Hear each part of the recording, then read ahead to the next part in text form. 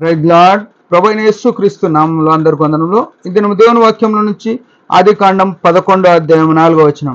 మరియు వారు మనము భూమి అందంతటా చెదిరిపోకుండా ఒక పట్టణమును ఆకాశమునంటూ శిఖరము గల ఒక గోపురమును కట్టుకొని పేరు సంపాదించుకుందాం రండని మాట్లాడుకొనగా.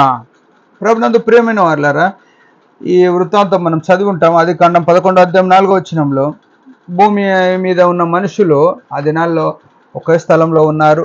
వారు ఏమనుకున్నారంటే, మనం ఎక్కడ చెదిరిపోకుండా ఒకే స్థలంలో ఉందాం, ఒక గోపురం కట్టుకుందాం, ఇక్కడ గోపురం ఆకాశం అంటే అంతవరకు కట్టుకుందాం, దాన్ని బట్టి మనకు పేరు వస్తుంది, పేరు సంపాదించుకుందాం అనుకున్నారు.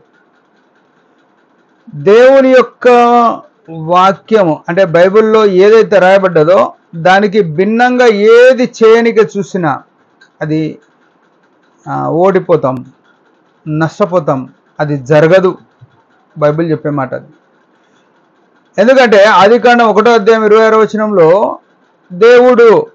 దేవుడైన యెహోవా నరుని సృజించి ఆదామవ్వలను పురుషునిగా స్త్రీగా సృజించి వారితో ఒక మాట చెప్పినాడు. ఏమనంటే, మీరు ఫలించి అభివృద్ధి పొంది విస్తరించాలని కోరినాడు. ఇక్కడ చూస్తే వీళ్ళు ఏమనుకుంటారు అంటే, మనము చెదిరిపోకుండా ఉండడానికి అని కోరుకున్నారు. ప్రభునందు ప్రియమైన వారులారా, దేవుని యొక్క కోరిక ఏంటంటే మనుషులు భూమి అందంతా విస్తరించాలని కోరినాడు. మనుషులు ఏమనుకున్నారంటే, ఆనాడున్న మనుషులు దేవుని యొక్క ఆలోచనకు వ్యతిరేకంగా మనం ఒక్క చోటనే ఉందాం, గోపురం కట్టి పేరు సంపాదించుకుందాం అన్నారు. దేవుని వాక్యానికి వ్యతిరేకంగా నీ జీవితంలో ఏదైతే చేస్తున్నావో అది నష్టమే తీసుకొస్తుంది, ఫలింపులోనికి రానే రాదు.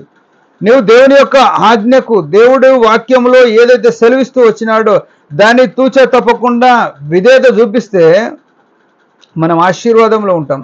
వారు ఆకాశంనంతే అంత గోపురం కట్టుకొని పేరు ఈనాడు గొప్ప గొప్పగా ఇండ్లు కట్టుకొని పేరు కొరకు కట్టుకుంటున్నారు. వారి బతుకంతా పేరు కొరకే. నా పేరు అందరికి తెలవాలంటే నన్ను ఏమనుకుంటున్నావు అనే ఒక అతిశయంలో బతుకుతూ మనుషులు పేరు సంపాదించుకోవాలనుకుంటున్నారు, మంచోడు అనిపించుకోవాలనుకుంటున్నారు, మనుషులు నన్ను కొనియాడాలి అని కోరుకుంటున్నారు. దేవుడు ఏమంటున్నాడంటే, నిన్ను కాదు కొనియాడవలసింది, నిన్ను సృజించిన సృష్టికర్తను కొనియాడాలని దేవుడు కోరుతున్నాడు. దేవుడు ఏం చేసినంటే తన కార్యములను గుర్తుంచుకోవడానికి ఆయన మనకు చేతికి ఆయన ముద్ర వేసినాడంట. మన చేతికి ఉన్న ముద్రలో ఇంకొక మనిషికి ఉండకుండా చేసినాడు. అంటే ఆయన సృష్టి కార్యము ఎంత ఘనమైంది, ఎంత ప్రత్యేకమైంది, ఎంత వేరుగా ఉంది అనే విషయం మనం ఎరగాల. ఆయన మనల్ని సృజించిన విధానము ప్రత్యేకం, బహు ప్రత్యేకం. నీలాంటి వాడు ఇంకొకడు లేకుండా చేసినాడు దేవుడు.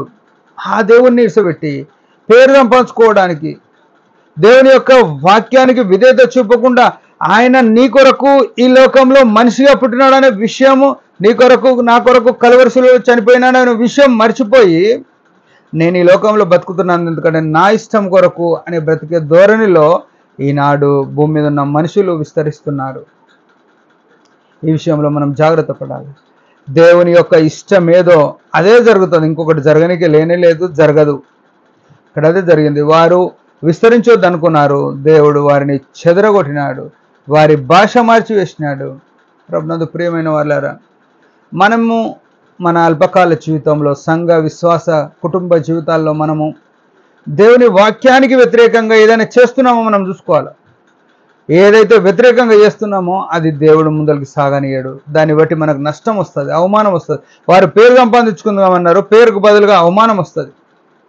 మన జీవితాల్లో వాక్యం ఏది ఉంది, వాక్యంలో ఏం చెప్పింది? చాలా ఈనాడు ఎన్నో ఫంక్షన్లు చేస్తున్నారు.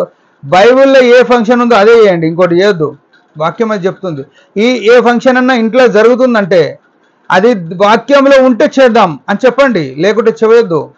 ఈనాడు అట్లా లేదు.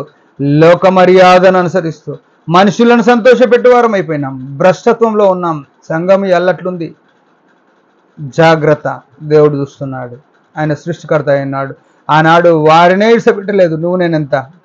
మనం కూడా జాగ్రత్త పడదాం, దేవుని మహిమ కొరకు దిగుతాం. దేవుడి మాటలు దీవించును గాక. చిన్న ప్రార్థన. పరమ తండ్రి యేసు ప్రభు నామములో వందనాలు. మేము కూడా నీ యొక్క వాక్యానికి వ్యతిరేకంగా జీవించకుండా నీ కృపలో ఉండగలటకు సహాయపడమని యేసు నామములో ప్రార్థిస్తున్నాం తండ్రి. ఆమేన్.